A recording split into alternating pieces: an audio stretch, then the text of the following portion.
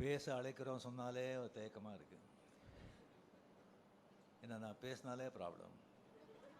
ஒன்று எனக்கு ப்ராப்ளமும் மற்றவங்களுக்கும் ப்ராப்ளம். ஏதாவது ஏதாவது வந்து கழுப்பிட்டே இருப்பாங்க, ஏதாவது பேசிகிட்டே இருப்பாங்க. நான் சும்மா இருந்தால் இவர் என்ன பேசவே மாட்டேங்கிறாங்க, வாயில் என்ன குலைக்கட்டே வச்சுருக்காரா அப்படின்னு சொல்லி கலாட்டா பண்ணுவாங்க, கிண்டல் பண்ணுவாங்க. பேசுனா இப்போ பேசு அப்படின்னு சொல்லுவாங்க. மற்றவங்க வந்து இவர் பேசாமல் இவர் பேசியிருக்கக்கூடாது அப்படின்னு சொல்லுவாங்க. ஸோ என்ன பண்ணுறது? ஸோ ரொம்ப நாள் கழித்து நான் தெரிஞ்சுக்கிட்டேன், நம்மளை பிடிக்காதவங்களுக்கு நம்ம என்ன செஞ்சாலும் எது பண்ணாலும் பிடிக்காது. நம்ம பிடிச்சவங்களுக்கு நம்ம என்ன செஞ்சாலும் எது பண்ணாலும் பிடிக்கும்னு நினைக்கிறது முட்டாள்தனம். ஜாக்கிரதையாக இருக்கணும். இந்த விழாவுக்கு வந்திருக்கிற கலைப்புலி தானு சார் அவர்களே, தமிழ்குமரன் அவர்களே, கண்ணன் அவர்களே, மதுரை செல்வம் அவர்களே, சிம்ரன்ஜி அண்ட் பத்திரிகை நண்பர்கள் அனைவருக்குமே என்னுடைய அன்பார்ந்த வணக்கங்கள். முக்கியமாக வந்து கமல்ஹாசன் சார் அவர்கள் அண்ட் அஸ்வத் மாரிமுத்து. கமல் சார் வந்து இப்போ சொன்னாங்க வந்து இந்த ஆஃபீஸ் ஓப்பனிங் அப்போவே வந்து டெரஸில் வந்துட்டு ரஜினி இப்போ ஆஃபீஸு பெருசாக ஸ்டார்ட் பண்ணிவிட்டேன், இந்த ராஜ்கமலுக்கு ஒரு படம் பண்ணணும் அப்படின்னு. சரி அப்படின்னு சொல்லி அதுக்கப்புறம் அவரும் பிஸி ஆகிட்டார், நானும் வந்து நான் பிஸி ஆகிட்டேன். ஸோ அதுக்கப்புறம் வந்து ஒரு சீரியஸாக சிவாஜிக்கு அப்புறமா இது பேசுகிற மாதிரி இருந்தது. அதுக்கப்புறம் ஒரு வாட்டி லாஸ்ட்டு வரும்போது அவர் டோன்லேயே கொஞ்சம் இதாக இருந்தது, படம் பண்ணணும் அப்படின்னு. சரி சார் நம்ம பண்ணலாம் அப்படின்னு சொல்லிட்டு இது வந்து டைரக்டர் வந்து ஆக்சுவலாக பார்த்திங்கன்னா அஸ்வத் மாரிமுத்து வந்து இது 4வது டைரக்டர். ஃபஸ்ட்டு நம்ம பண்ணும்போது ரவிக்குமார் ஃபிக்ஸ் பண்ணியிருந்தோம். சரி அது வந்து சரியாக திஸ்டிங் வரலன்னு சொல்லி அப்படியே வந்து இதாகிடுச்சு. அதுக்கப்புறம் நம்ம சுந்தர் சி சாருக்கு வந்து வேறு ஒரு படம் இருந்தது, கொஞ்சம் டிலே ஆகிட்ட மாதிரி இருந்தது. அதனால் நம்ம இது வந்து நான் விலகிக்கிறேன் சார், நம்ம அப்புறம் பண்ணிக்கலாம் அப்படின்னு சொல்லி இதாச்சு.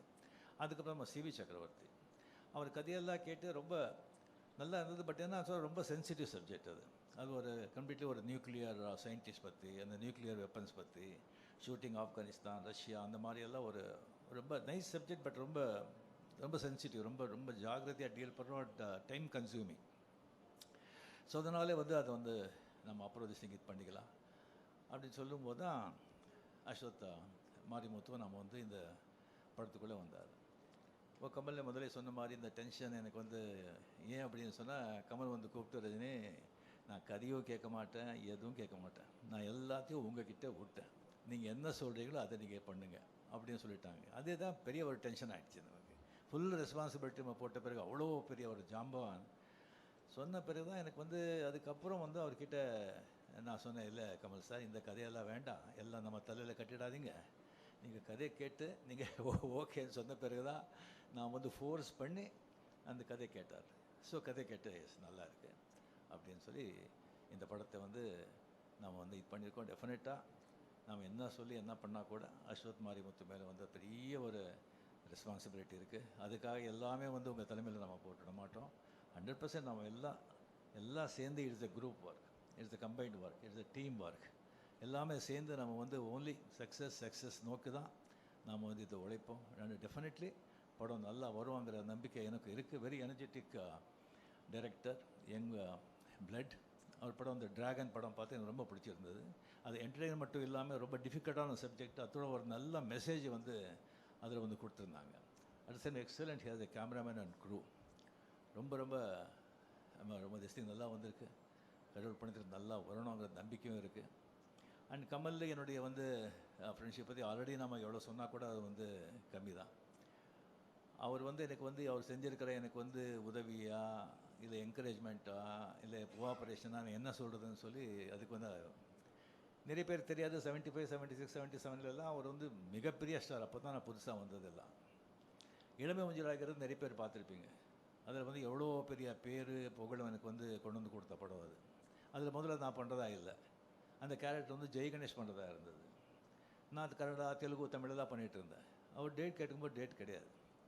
அப்புறம் கமல் வந்து ஃபோன் பண்ணி இன்சிஸ்ட் பண்ணி, இல்லை சார் இளமை மஞ்சள் ஆகிறதுன்னு போடுறீங்க, நீங்கள் ரஜினி போடுங்க, அந்த ஸ்ரீதர் சார் கிட்டே சொல்லி, அதுக்கப்புறம் அவரே என்னை ஃபோன் பண்ணி, ரஜினி நான் கூட டேட்டில் அட்ஜஸ்ட் பண்ணி தான் பண்ணுறேன், நீங்கள் பண்ணுங்கள் வாங்க நல்லா இருக்கும் அப்படின்னு சொல்லி அவரால் தான் அது இளமை கொஞ்சம் அழைக்கிறது படமே நான் பண்ணது. அதில் ஒரு சீக்வன்ஸ் வருது, அது படம் பார்த்தவங்களுக்கு தெரியும். கமல் வருவாங்க, நான் இந்த பக்கம் நின்றுட்டு அவர் பேர் கூப்பிட்ற, கமல் இந்த பக்கம் பார்க்குறாரு, இங்கே இங்கே அப்படிங்கிற. இன்னும் ஒரு வருதுக்கு முன்னாலே வந்து நான் டைரக்டர் சார் ஸ்ரீதர் சார் கிட்ட பேசும்போது நான் இப்படி பண்ணுறேன்னு சொல்லும்போது, சரி நல்லா இருக்குது, பட் கமல் ஒன்றும் தப்பாக நினைக்க மாட்டாரா அப்படின்னு கேட்டார். இல்லை சார் டெஃபினட்டாக நினைக்க மாட்டார். சரி பார்க்கலாம். சரி வந்து வந்தாங்க கமல் இப்படி வந்து நான் வந்து சொல்லிட்டு, இங்கே இங்கே கமல் ரஜினி சூப்பர் அப்படின்னு சொன்னார். So sir we appreciated so much, எவ்வளோ அண்டர்ஸ்டாண்டிங் இருக்குது, ஸோ நைஸ் அப்படின்னு. ஸோ ஈவன் அந்த ஆடுபுலி ஆட்டம், அது படம் பார்த்தவங்களுக்கு தெரியும். வந்து ஒரு மோட்டர் பைக்கில் வந்து ஷேவ் பண்ணிகிட்டு இருப்போம். ஷேவ் பண்ணிகிட்டு இருக்கும்போது வந்து இன்ஸ்பெக்டர் வந்து இன்ஸ்பெக்டர் வந்து வந்துடுவான், போலீஸ் வந்துடுவோம். அப்படியே ஓடி போகும்போது அதுக்கப்புறம் வந்து பைக்கில் போகும்போது அவர் ஷேவ் பண்ணிட்டு தானே இருந்தேன். சரி ஷூட் பண்ணும்போது சார் வந்து ஷேவ் பண்ணிவிட்டு நான் ஓட்டுறேன் அப்படின்னு சொல்லும்போது எஸ்பி முத்துராமன் ஷேவ் பண்ணிவிட்டு ஓட்டுறதா, ஐயோ என்ன இது, அதெல்லாம் வேண்டாம். அப்போ கமல் பக்கத்தில் இருந்தார், சார் நல்லா இருக்கும் சார் அது, இதெல்லாம் புதுசு, அவர் புதுசு பண்ணால் நல்லாயிருக்கும்,